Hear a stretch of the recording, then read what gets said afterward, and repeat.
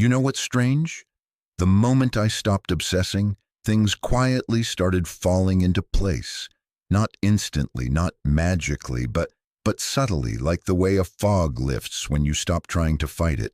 I used to live in this constant state of grasping for answers, for love, for control. I thought if I just held on tighter, to people, to plans, to ideas of how life should go, I could somehow force it all to work. But it never did. The tighter I held, the more things slipped through my fingers. There's this lie we're told, that if you work hard enough, worry deeply enough, stay alert long enough, you can prevent disaster. That anxiety is a form of responsibility. I believed that for years. Thought my restlessness was a sign of how much I cared. Thought if I didn't keep spinning every plate, something would crash and shatter. But it turns out most of the things I was spinning weren't even mine to hold. And many of the disasters I feared, they were illusions, shadows cast by my need to feel in control. At some point, I cracked, not dramatically, quietly. It was more like fatigue than collapse, like realizing mid-sentence that the story you've been telling no longer makes sense. I remember sitting on my bed one night, hands gripping the sheets, feeling like I was bracing against something, but there was nothing there, just my own mind, looping the same fears, same expectations, same pressure, and something in me just let go. I didn't mean to. I was just too tired to keep pretending I had it all under control. And weirdly, it was in that letting go that I started to feel something I hadn't felt in a long time. Relief. Like unclenching a fist you didn't realize had been tight for years. I stopped fighting, stopped forcing. I didn't give up on life, or people, or dreams. I just gave up on the illusion that I had to manage it all, that I had to be everything, to everyone, all the time. It was scary at first, to loosen my grip. I felt vulnerable, naked even, but over time, that space I'd cleared by releasing control began to fill with something else.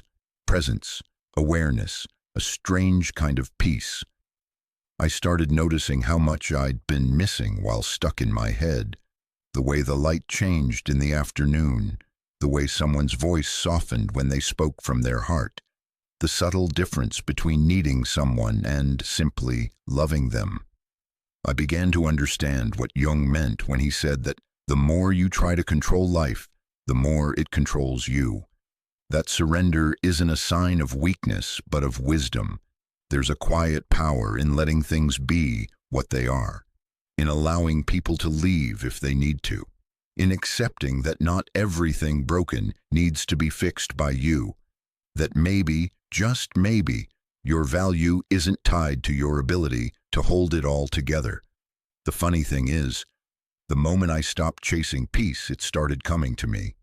In small doses at first. A calm morning, a deep breath. A conversation where I didn't try to steer or solve, just listened, and slowly my life began to rearrange itself. Not in dramatic ways, but in ways that felt aligned. People who drained me started fading out. New ones appeared, quieter, deeper. Opportunities I used to force now came uninvited. I still had challenges, still had fears, but I wasn't ruled by them anymore. So here's what I'm learning. Peace isn't found in perfection or in plans working out exactly as you hoped. It's found in presence, in surrender, in the courage to admit that you're tired of pretending and finally ready to be real. When I stopped trying to control everything, I discovered that life has a rhythm of its own, and it's not here to fight me. It's here to meet me if I'm willing to meet it halfway. That's where it all begins, not with grasping, but with letting go. It's strange, isn't it, how we often think we're heartbroken over someone, when really we're grieving the story we built around them. I didn't see that at first. I used to believe I was mourning him, his laugh, his touch, the way he looked at me when he thought I wasn't watching. But the truth? I was mourning the version of me that I only felt allowed to be when I was with him, the version I created to fit into the fantasy of what we could have been. Jung said we don't fall in love with people, we fall in love with our projections of them. And damn, that truth cuts deep when it finally lands. Because once the relationship ended, I realized I'd been clinging not to him, but to the role I'd cast him in. He was never meant to save me, yet I kept handing him the script and expecting him to perform. I wasn't in love with him. I was in love with the idea that he could quiet the chaos inside me.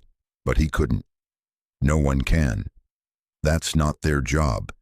And when he started drifting away, being human instead of heroic, I felt betrayed. Not because he did anything wrong, but because he stopped reflecting the version of love I wanted to believe in. I had projected my need for safety, worth, wholeness onto someone who never asked to carry that weight. And when that illusion cracked, I blamed him instead of facing myself. There's a brutal honesty in admitting that.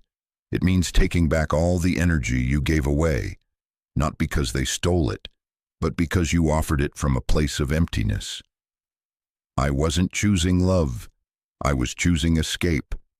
I wasn't showing up fully. I was outsourcing the parts of myself I didn't know how to hold. And when he left, all of it came crashing down. Every unmet need, every fear of abandonment, every childhood ache I never dared to name. It was ugly, I won't lie. The aftermath felt like detox. I shook, I cried, I replayed memories like they were gospel, and for a while I thought I'd never get past it. But then something shifted. I began to see the relationship for what it was. A mirror. He didn't break me. He showed me where I was already cracked. And that was a gift. Because for the first time I stopped asking, why did he do this to me? And started asking, why did I need him to be someone he's not? That's when real healing began. When I could finally look at my own reflection and not flinch. When I stopped blaming him for not fulfilling a fantasy I had no right to impose. I started reclaiming those parts of me I had given away so easily. The parts that thought they had to be chosen to be worthy. The parts that didn't believe they could stand alone. It's not about erasing love or pretending it didn't matter. It mattered. Deeply. But love isn't supposed to be a cage, even a beautiful one. It's meant to be a place where you're free to grow, even if that growth means growing apart. And letting go doesn't mean the love wasn't real. It just means you're ready to love in a new way. One that doesn't demand, doesn't project, doesn't cling. I don't miss him the way I thought I would. I miss who I believed I was when I thought I was being loved. But now I'm learning to love that version of myself without needing anyone to activate her. She's not gone. She was just waiting for me to come back. So if you're mourning someone right now, maybe ask yourself, what story were they holding up for you? And can you start living it on your own? Not to forget them, but to remember yourself. Because that's the hardest and most beautiful part of letting go. Realizing you were never really trying to hold on to them. You were trying to hold on to a piece of you, and now you get to give it back. There was a period in my life when everything had to be planned, mapped out, controlled. If a day didn't go exactly as I imagined, it felt like a small, personal failure. I thought this structure made me safe, made me strong.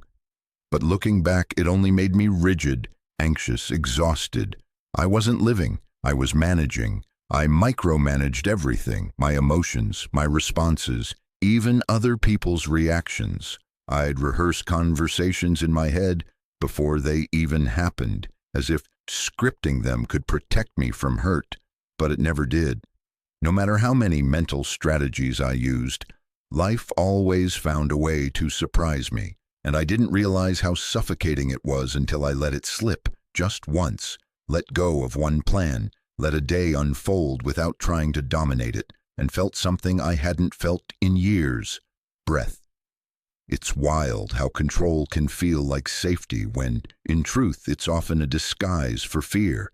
Fear of being vulnerable, fear of not knowing, fear of not being enough unless everything is in order. I thought if I could anticipate every outcome, I could avoid pain. But the pain came anyway, not from life's chaos, but from my resistance to it. That resistance was the real source of suffering, the constant inner tension, the low hum of panic beneath every decision. Jung said that neurosis is always a substitute for legitimate suffering. I think I understand that now. I didn't want to feel grief or disappointment or emptiness, so I built routines. I made plans. I calculated every step like I was solving a math problem instead of living a life. But life isn't a formula, it's a pulse, and trying to control it is like trying to trap wind in a jar. You lose the very thing you're trying to keep. One night, I stayed up so late trying to sort out the next move in my life. Spreadsheets open, options weighed, pros and cons dissected, like my future depended on it. And at some point, I just stopped. I stared at the screen, my head aching, my chest tight, and I whispered, I don't want to do this anymore. Not the task, the whole approach, the whole controlling, performative, fear-soaked approach to living. It was the first honest thing I'd said to myself in a long time. After that, I started experimenting, not with recklessness, but with trust. I let a day pass without planning it to death. I let a conversation flow without editing myself in real time. I listened instead of preparing what to say next. I even let people misunderstand me sometimes, and survived. And slowly I felt my nervous system start to exhale. I didn't have to be a fortress. I could be a river. That shift didn't make life easier. It made it realer. There were moments of doubt, times when I wanted to go back to the illusion of control. But the more I practiced surrender, the more I discovered something beneath the fear: intuition. That quiet inner compass that doesn't scream or demand, but simply nudges. It had been there all along, muffled under the noise of planning and proving, and when I gave it space, it started to speak. Life began to respond differently too, not always gently, but with synchronicity. I started feeling more aligned, even if I couldn't explain why. People I didn't expect reached out. Opportunities I didn't chase came my way, and not because I was doing some kind of manifesting trick. It's because I finally stepped out of my own way. I stopped trying to force meaning, and in doing so, began to experience it. There's a rhythm to life, and when we stop trying to conduct it, we begin to dance with it. Control isolates, presence connects, and somewhere in that dance I found a different kind of power. Not the power to dictate, but the power to respond from truth. To trust that even when I don't have the answers, something within me is listening, and that's enough. So now, when things start to feel tight again, when I feel the need to grip and strategize and make everything make sense, I pause. I breathe. I ask myself, what are you really afraid of? And more often than not, the answer is that I won't be okay if I don't control this. But the truth is, I've been okay, sometimes even better, precisely when I stopped trying so hard to be. There was a moment, not dramatic, just still, when I realized I didn't know who I was without the mask. Not the literal one, of course, but the version of me I wore like armor. The together one, the strong one, the wise one, the one who always had the right thing to say, who never needed help, who kept her pain neat and quiet. And for a long time, I thought that version was me. That's the scariest part, really. How we mistake our coping mechanisms for our identity. I remember standing in front of the mirror one morning, toothbrush in hand, and suddenly feeling like I was staring at a stranger. Not because I didn't recognize the face, but because I knew how much it was performing. The subtle smile, the calm eyes. It was all rehearsed, a presentation. I had become fluent in being who others needed me to be, or who I thought they needed, and somewhere along the way, I lost touch with what I needed. Jung called this the persona, the mask we wear to navigate society. It's not inherently bad. We all need some kind of interface with the world. But when we begin to believe we are the mask, we become hollow. Performers in a play we didn't write, forgetting that behind the costume, there's someone longing to be seen. And I was tired, not just tired from the effort of keeping up the act, but tired from the loneliness of never truly being met. Because no matter how loved your persona is, it's not you being loved. It's the mask. And there's a quiet heartbreak in realizing that. That all the praise, the connections, the "you're so strong" comments, they weren't landing where I needed them most.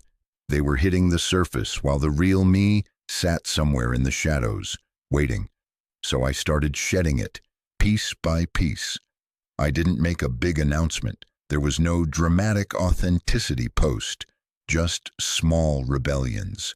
I let myself say, "I don't know," instead of pretending. I stopped giving advice when I was the one unraveling. I let myself cry in front of someone, not performative tears, the ugly, silent kind, the ones that don't ask for comfort, only space. And you know what's wild? The world didn't end. In fact, something deeper began. It wasn't easy. There were moments I wanted to crawl back into the mask. It had been my safety net, my currency. I used it to earn approval, admiration, belonging. Without it, I felt exposed, raw, but I also felt free.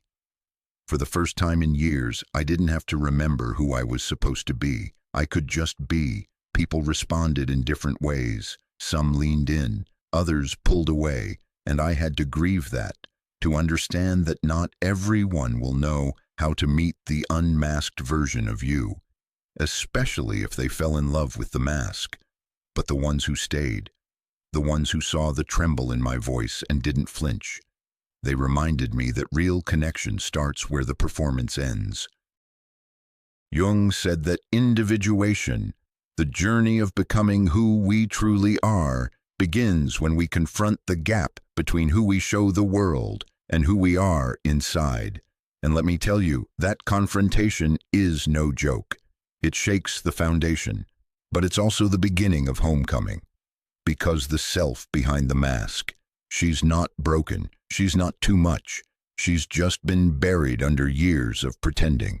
Now, when I catch myself reaching for the old mask, the polished words, the over-explanations, the emotional detachment, I pause. I ask, what would happen if I let myself be seen right here as I am? And even if the answer is scary, even if I choose vulnerability and it's met with silence or discomfort, I know I've done something sacred. I've honored myself. I'm not interested in being impressive anymore.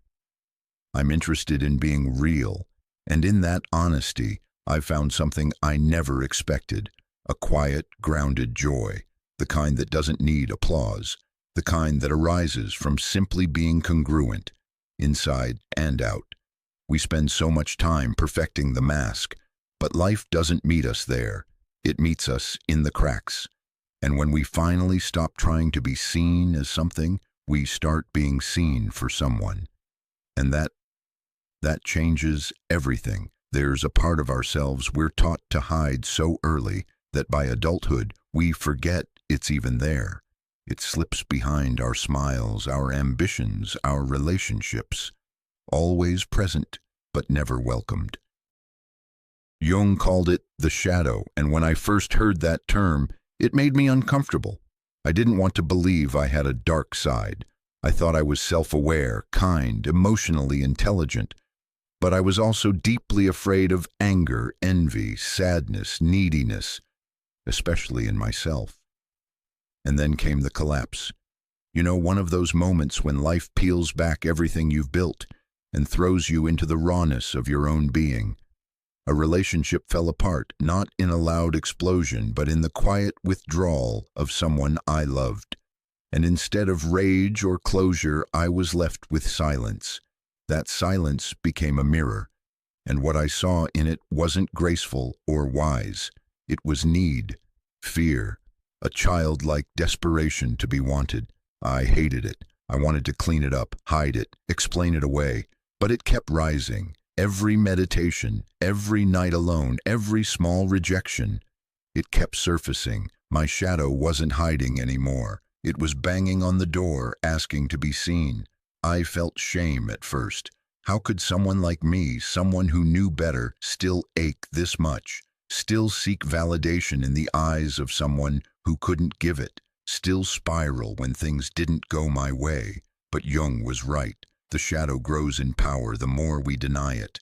The more I pushed it down, the more it ruled me, not openly, but through subtle sabotage, saying yes when I meant no, giving more than I had to offer, faking peace when I was screaming inside. And suddenly, I understood. The shadow isn't evil. It's just unloved. It's the part of me that learned early on that being good meant being easy to love, that emotions needed to be palatable, that strength meant never showing weakness. So when those disowned parts finally erupted, they weren't trying to destroy me, they were trying to return home. And when I stopped judging them, when I sat in that storm of rawness and just listened, something softened. Not in them, in me. I realized I wasn't bad. I was human. The parts I hid weren't sins, they were signals, indicators of needs unmet, truths unspoken, wounds unhealed. And by acknowledging them, I wasn't becoming darker. I was becoming whole. There's a moment, subtle but profound, when you look at your own jealousy or rage or grief and say, I see you.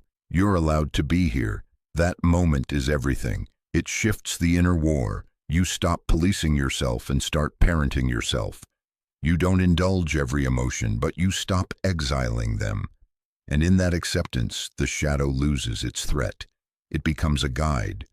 I've found, strangely, that the more I make space for my darker emotions, the less they control me, the less I overreact, the less I project. Because now, when I feel that old ache rise, the fear of abandonment, the need for recognition, the simmer of resentment, I meet it like a friend. I ask, what are you trying to tell me? And almost always the answer is simple. I want to be seen. I want to matter. I want to feel safe. It's humbling, this kind of honesty. It requires a level of self-compassion I never knew I lacked. But with it comes freedom. Not the kind that's flashy or performative, the quiet kind. The kind that lets you be flawed without apology. The kind that allows you to say, yes, I'm still learning. Yes, I still get triggered. And yes, I'm still worthy. So many of us are walking around wearing masks, not because we're fake, but because we're terrified. Terrified that if the world saw the mess, it would turn away. But what if the mess is the map? What if the shadow is the doorway to the kind of life we've always longed for? One where we don't have to perform wholeness, because we've embraced our brokenness. I don't want to be seen as perfect anymore. I want to be real. I want my love to come from fullness, not from fear. And I want to know that when I say I'm here, it includes every part of me, even the ones I once tried to erase. Because that's what integration is. That's what liberation feels like. Not rising above your darkness, but walking with it, hand in hand, into the light. It's funny. When you first let someone go, it feels like you're losing everything. But over time, you begin to realize what you're actually losing is the illusion, the fantasy of who they were, the fantasy of who you were when you were with them, and most of all, the fantasy that you needed them to be whole. I remember sitting in my apartment alone after she left. The silence was brutal. Not because of her absence, but because of everything I had projected onto her presence. I thought she completed me. I really did. That without her, I'd dissolve into some hollow version of myself. But what hurt the most wasn't losing her. It was realizing how much of myself I'd handed over just to keep the relationship going. I hadn't been in love, I'd been in need. That kind of realization cracks something open. You start asking the questions you'd spent years avoiding. Who am I when I'm not performing for someone else's approval? Who am I without the storyline of us? Who am I when I stop trying to be chosen? Jung said real love begins when projection ends. I didn't understand that at first. I thought projection was just some abstract psychological term. But it's not. It's heartbreakingly real. It's that moment when you realize you were never really seeing the person. You were seeing your own hope, your longing, your fear. And that's not love. That's emotional outsourcing. I had to sit with that, had to let the ache do its work. And as the weeks passed, I noticed something strange happening.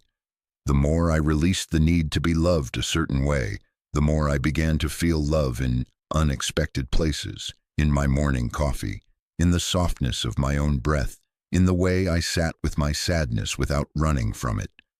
I began to feel whole, not because someone completed me, but because I stopped abandoning myself.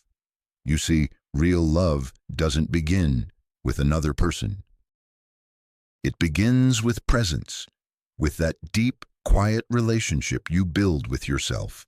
The one where you don't have to earn your own approval, where you stop negotiating with your wounds. And from there, love becomes something else entirely. Not a contract, not a performance, but a shared space where two whole people meet, not to fill each other, but to witness each other. When I finally saw her clearly, not as my savior, not as my mirror, but as a human being with her own fears and longings, something softened. I didn't need her to come back. I didn't need to prove anything. I could love her still, but now from a place that didn't ask her to be anything more than she was. That kind of love doesn't bind. It blesses. It says, "You're free, and so am I." And in that freedom, I found clarity. It wasn't about forgetting, or moving on in the way people usually mean, like it never mattered. It mattered deeply, but what changed was how I held it. No longer as a lifeline, no longer as proof of my worth, but as a beautiful, painful chapter that taught me how to come home to myself. Now I see love differently. It's not about possession, not about being needed or needing. It's about standing beside someone, whole and unhidden, and saying, "This is who I am, and I see who you are." No masks, no projections, just presence, just truth. And sometimes the most loving thing you can do for them, for yourself, is let go. Not with bitterness, not with regret, but with gratitude. Because sometimes love isn't about holding on.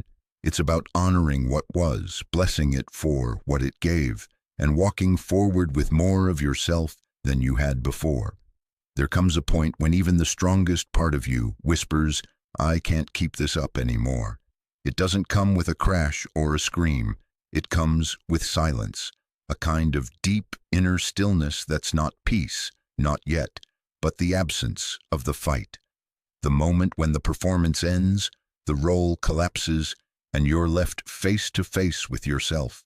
Not the version you crafted, not the mask you wore, just you, tired and honest and raw.